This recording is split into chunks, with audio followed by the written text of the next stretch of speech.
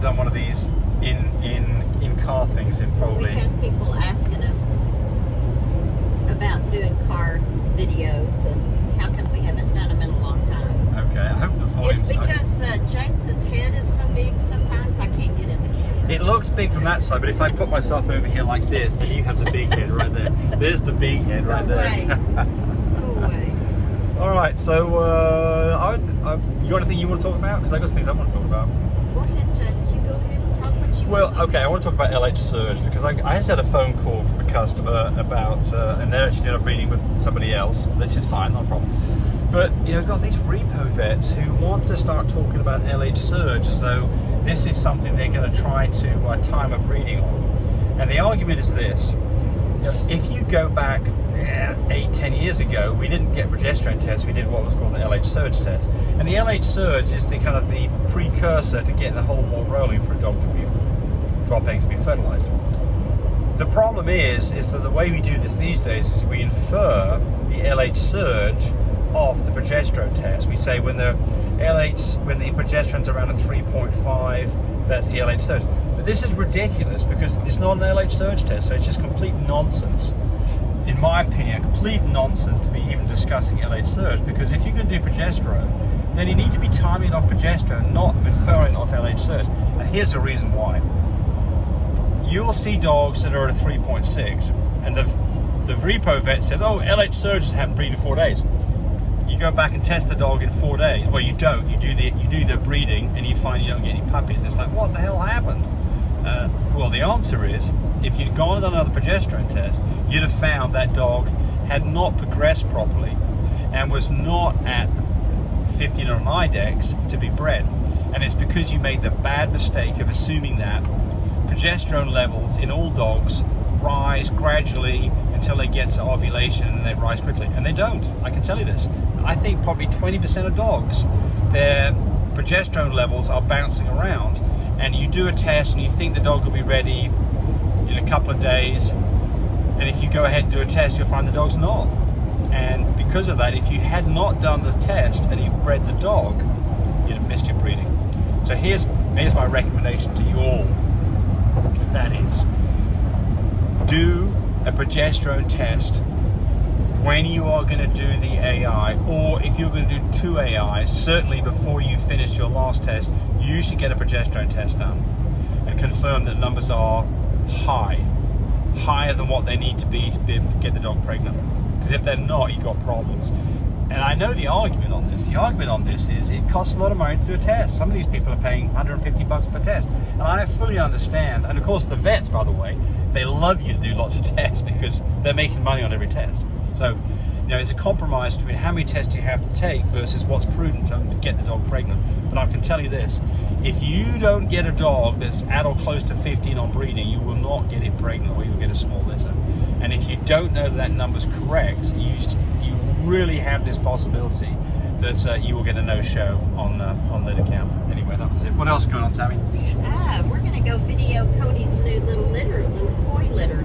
Yes. And that is from Husky Supreme, and he used his Merle female, and I'm telling you, he got some beautiful babies out of this. He did. I mean, just wonderful little potatoes, little short cobby babies. I mean, flat faces, beautiful litter. So a little shout out to Husky Supreme, because that is Kristen and Dustin out of basically north of Oklahoma City. Yes, yeah. Right. We've known them forever and ever and ever. They're good people. Let's go Oklahoma. Yes.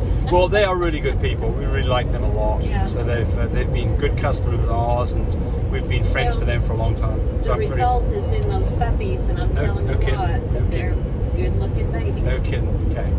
Cody's pretty happy with what he's got. Yeah. Yes. Yeah. Right. 806-664-0173 is Cody's phone number, and his Instagram page is My Frenchies of Texas. And there'll be a video coming out probably by tomorrow that shows those puppies. He's in Oklahoma, but that's his Instagram page from when he was in Texas. Yes. So that's Cody. While we're talking about our advertising end of things, trying to sell people products, the poop tray. Oh, and guess who's come up with the idea of the poop tray? Yeah, Tammy. That would be me. Tammy was the one. That would be me. one. With some cool I was the one who inventions. developed it, getting it working. Oh. Well, here's the point. Let's just go through the process before we decide which of us gets the credit. Let's talk about why you should get a poop tray. So, I should be getting the money okay, for it. well, you do. You get to spend the money from it one way or another, sweetheart. I'm telling you. But I want it in my hands so I can feel it. Yeah, that's not even safe with you because it'll just burn a hole through your pocket. Yeah. Actually, you're pretty good on that front. I'll give you that. But look, here's the deal, folks. So the problem is that your puppies are taught by mum to eat poop, because that's what mums do when they are. Especially if you leave them in there longer with mama. Yeah, like when you 6 weeks, you're looking at puppies going, how come they're eating their poop? And it's because mom is. For us, for the first 3 weeks, mum and babies are together, and there's no poop to be found because mum ate it all, right? And that's what happens. And the good mums, that's what they're supposed to do, right? The problem with this is that the puppies then learn this habit of eating poop, and they can then take that on. So they're all taking care of each other. Yeah, well then what happens is, so what happens next is you wean the puppies and you give them a big play area, you take mum away. Mum's not there to clean up the poop. Now all of a sudden they're just pooping all over the place. Yes. So, for us, we put out, I don't know what, 5 or 6 pee pads on our 5x5 playpen area, or 6x6 playpen area. There's just 70 cents a piece, and it's, that's $3.50 every time we go change them out, and we probably do that maybe three times a day. That's $10 worth of pee pads. That's $10 worth of pee pads. We're talking about, spending, literally hundreds of dollars on pee pads. So, you go out there and you see some poop, well, it's not nice, you don't want them tracking it, you don't want them eating it, you go change that pad out, and while you're doing that, another puppy went poop somewhere, and it's like crap. Literally, the word is crap, right? So the problem with this is, number one, you teach puppies this bad behavior of eating poop. Number two is that you've got to spend a lot of time and effort cleaning up pee pads and spending money on them. And number three is they're tracking their feed through this poop. And the next thing you have is Giardia and Coccidia. So what's the fix? And the answer is our poop tray works great. And the reason our poop tray works better than everybody else's is it's designed so it doesn't have silly little square holes that other poop trays have, because turds aren't square, they're like Tootsie Rolls. So the secret to this is you've got to build a poop tray that has wide enough space in the poop falls through, but not too wide that a puppy's feet fall through. And I can tell you this, and we've literally now got hundreds of people in the last few months using our poop tray.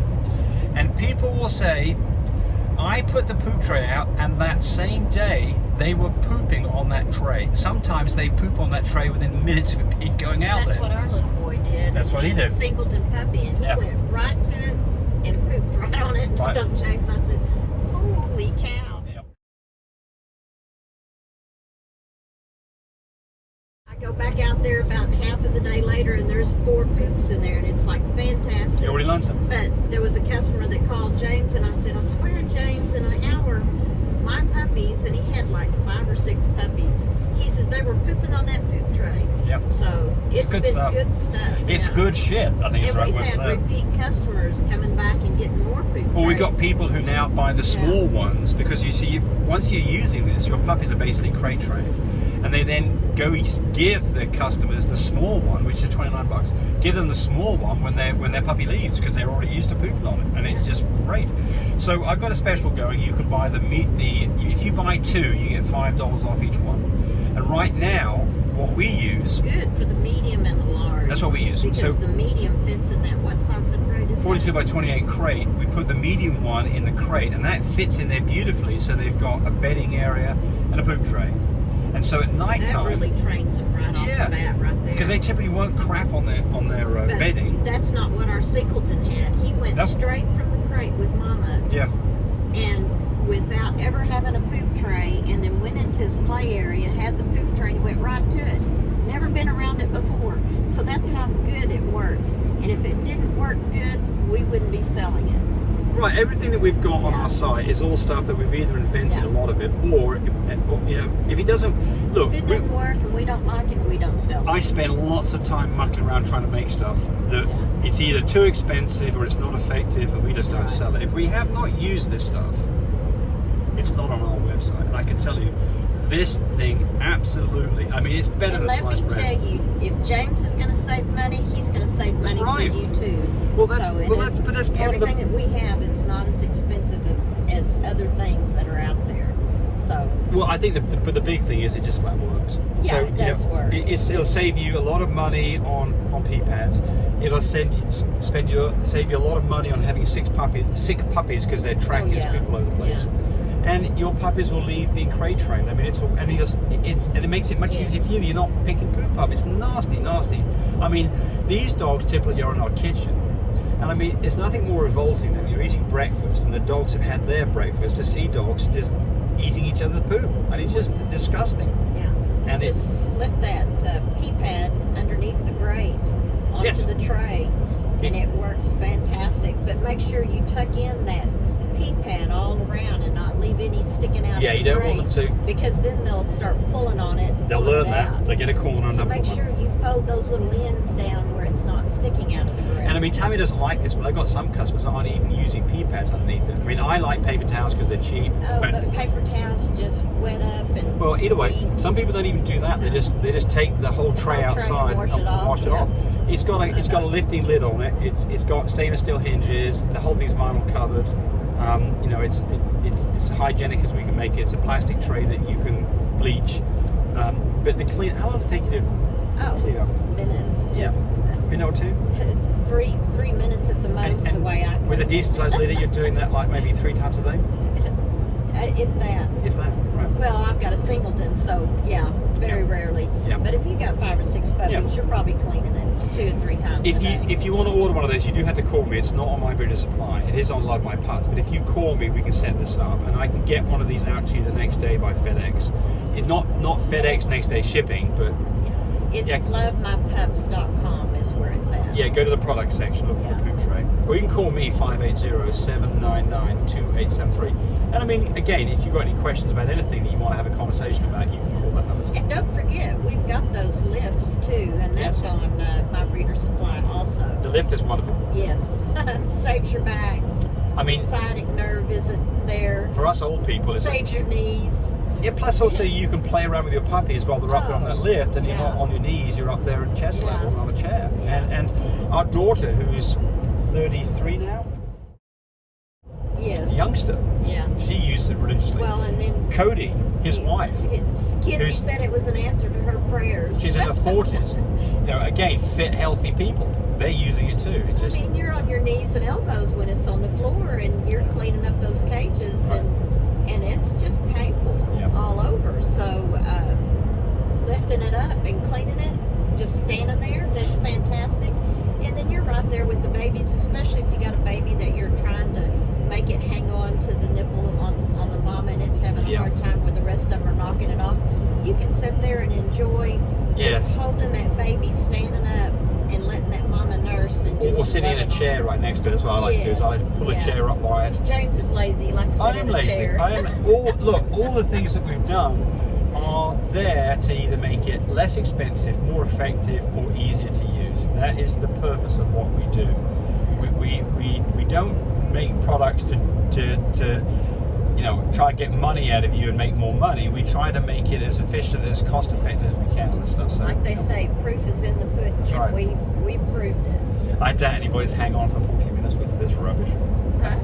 Or 40 minutes into the video. But by now, I'm sure everybody. There's probably like one person left, and it's probably one of our relatives. But later on, we'll have a video of those puppies that Cody's got. Supreme Husky Supreme is what his name is. His female is a beautiful dog. Oh my gosh, she's short and cobby. You know how short Kid is? She's shorter than Kid and short leg and beautiful. She's one of the nicest Frenchies I've ever seen. Oh, she's nice. And those puppies they're little potatoes, like I said. Well, you'll see it. The proof's in the pudding. Hey guys, everybody who watched this, we appreciate you all.